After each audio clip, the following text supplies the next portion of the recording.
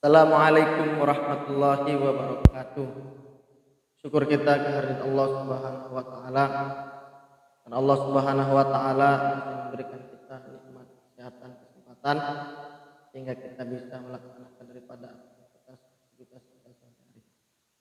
Salawat berangkaikan salam kita hadiahkan kepada baginda Nabi Muhammad sallallahu alaihi wasallam, karena berkat perjuangan beliaulah kita bisa mendapatkan cahaya daripada iman. Bersyukur kita kepada Allah Subhanahu wa taala karena Allah Subhanahu wa taala telah sampaikan kita ke bulan yang mulia ini, bulan suci Ramadan, yang mana setiap amal-amal kita ini dilipat gandakan oleh Allah Subhanahu wa taala. Anak-anak Buya yang Buya cintai, walaupun kita jauh di mata, tetapi kita tetap dekat di hati. Di kesibukan kita sehari-hari ini, kita jangan lupa senantiasa mendoakan daripada guru-guru kita yang berada di sekolah, yang senantiasa memberikan kita ilmu, baik ilmu dunia maupun ilmu akhirat. Setiap selesai sholat 5 waktu maupun sholat-sholat sunnah, kita jangan lupa mendoakan daripada guru-guru kita. Dalam kesempatan yang singkat ini kita akan membahas tentang masalah taharah atau bersuci. Jadi alat-alat yang bisa digunakan untuk bersuci ada 3 macam, yaitu air, debu, dan batu. Air-air yang bisa digunakan untuk bersuci ini ada 7 macam air.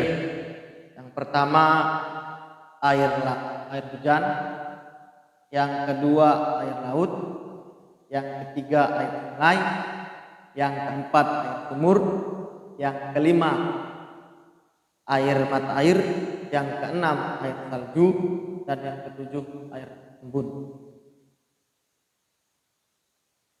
Kemudian air-air tersebut dibagi lagi menjadi 4 macam air. Yang pertama air suci lagi mensucikan yang tidak makruh digunakan atau disebut dengan air mutlak. Yang kedua air suci lagi mensucikan makruh digunakan, yaitu air yang terkena sinar panas matahari. Yang ketiga air suci tapi tidak mensucikan atau air mustakmal. Yang keempat air yang berubah, baik perubahannya disebabkan oleh benda yang suci seperti teh, gula, dan lain sebagainya, atau perubahannya disebabkan dengan benda yang najis, disebut mutanajis. Kemudian untuk mempersingkat waktu kita akan membahas tentang wudhu, yang mana wudhu ini adalah syarat diterimanya, syarat sahnya daripada sholat. Jadi rukun-rukun wudhu ini ada 6 macam. Di dalam kitab Fathul Qorib disebutkan ada 6 macam daripada rukun-rukun wudhu. Yang pertama adalah niat. Lafaz daripada niat berwudu ini adalah nawaitul wudu'a sirafil hadasi asghari fardhan lillahi. Sengaja aku niat berwudu untuk menghilangkan hadas kecil karena Allah Ta'ala. Dan niat ini dibarengkan ketika membasuh daripada wajah. Dan niat itu letaknya di hati. Rukun wudhu yang kedua adalah membasuh wajah. Membasuh daripada wajah. Mana yang disebut wajah? Wajah adalah bagian atas, yaitu bagian atas yang tumbuh daripada rambut sampai daripada dagu,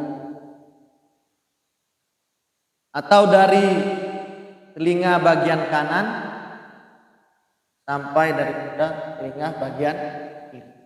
Ini wajah harus dibasuh semua menggunakan air meratap. Ini rukun wudhu yang kedua.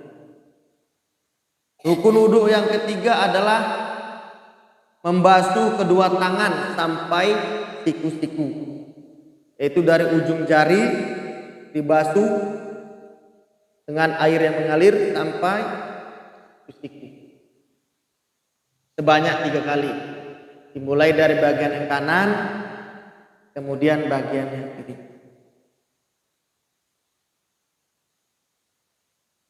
Kemudian rukun wudhu yang keempat adalah mengusap daripada kepala, baik laki-laki maupun wanita, mengusap daripada kepala. Kesunahannya adalah seluruh kepala. Rukun wudhu yang kelima yaitu membasuh daripada kedua kaki, itu dari ujung kaki sampai mata kaki sebanyak 3 kali, dimulai dari bagian yang kanan sampai bagian kemudian bagian banyak 3 kali. Dan rukun wudhu yang keenam yaitu tertib, yaitu berurutan, mulai dari niat, membasuh wajah, membasuh kedua tangan sampai siku-siku, mengusap kepala, membasuh kaki sampai mata kaki, dan tertib. Ini berurutan. Ini adalah daripada rukun-rukun wudhu. Kemudian sunnah-sunnah wudhu itu ada 10. Ini diambil dari kitab Fathul Qorib. Yang pertama, sunnah wudhu yang pertama adalah membaca bismillah. Jadi sebelum mengambil air wudhu kita digunakan membaca bismillah, yaitu Bismillahirrahmanirrahim. Kemudian membasuh daripada telapak tangan. Ini sunnah wudhu yang kedua, yaitu membasuh daripada telapak tangan di sela-sela daripada jari ini, di sela-sela menggunakan air yang mengalir atau air yang mengucur. Kemudian sunnah wudhu yang ketiga adalah berkumur-kumur. Kumur-kumur sebanyak 3 kali.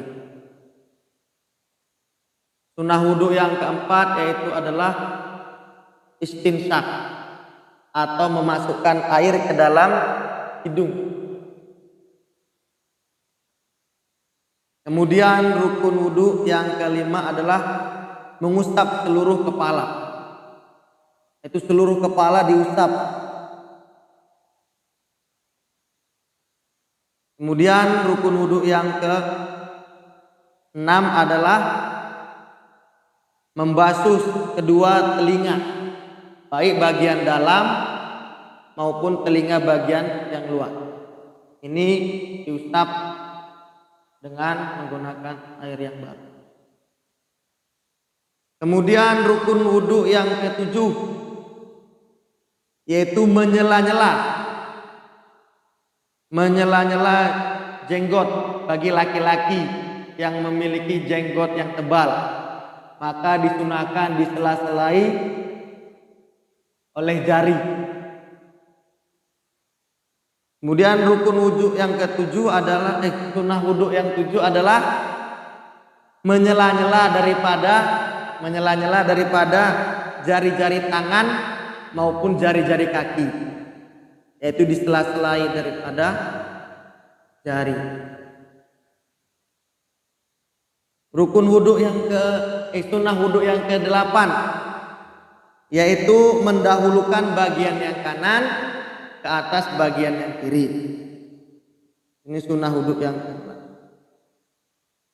Sunnah wudhu yang ke-9 yaitu berjumlah 3 kali, yaitu membasuh wajah 3 kali, membasuh tangan 3 kali, mengusap kepala 3 kali, membasuh kaki 3 kali, dan seterusnya. Kemudian sunnah wudhu yang ke-10 yaitu berurutan. Mualah atau bahasa Arab adalah al-mualah. Kemudian sunnah wudhu selanjutnya yaitu berdoa setelah selesai berwudu. Doanya adalah asyhadu an la ilaha illallah wahdahu la syarikalah wa asyhadu anna sayyidana Muhammadan abduhu wa rasuluh. Allahumma ja'alni minat tawwabin wa ja'alni minal mutatahhirin wa ja'alni min ibadikas sholihin. Ketika berdoa itu kita angkat tangan ke atas, kemudian kita pandangkan wajah kita ke langit, maka akan dibukakan daripada 8 pintu surga. Ini adalah fadilah daripada doa setelah berwudu. Mungkin sekian saja video dari Buya. Semoga anak-anak Buya yang ada di rumah tetap semangat dalam menjalankan aktivitasnya dan tetap semangat di dalam menghafal Al-Quran. Dilampaui daripada target-targetnya. Kita selesaikan daripada 1 juz Al-Quran. Insyaallah semua bersedia. Assalamualaikum warahmatullahi wabarakatuh.